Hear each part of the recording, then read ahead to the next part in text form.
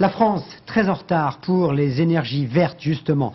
L'objectif en Europe, par exemple, c'est 22% pour la consommation d'électricité produite à partir d'énergies renouvelables. Eh bien, en France, nous n'en sommes qu'à 15%. On sait pourtant que grâce aux éoliennes, eh bien, on pourrait avoir de l'électricité 20% produite par les éoliennes, ça pourrait être fourni.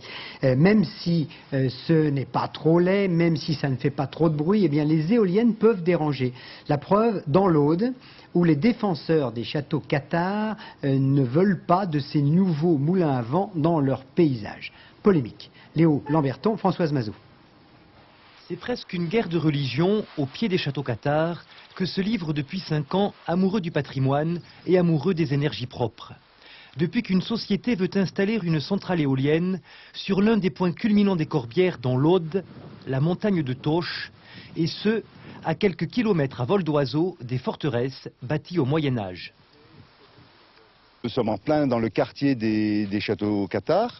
Quéribus est là tout près, Perpertus tout près, Aguilar on le voit là en bas, on voit Bugarache, on voit la Montagne Noire, on voit par beau temps le Canigou, ce qui veut dire que de tous ces points on verra aussi ces éoliennes.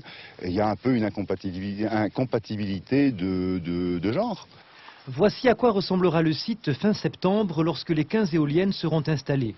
Chacune mesurera 65 mètres de haut.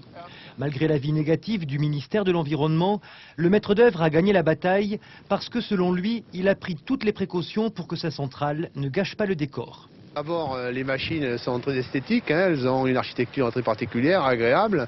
Ensuite, je rappelle que ces châteaux sont à plus de 11 km et tout le monde sait que dès qu'on dépasse 8 km, au point de vue observation, l'homme à l'œil nu ne voit pas à distance.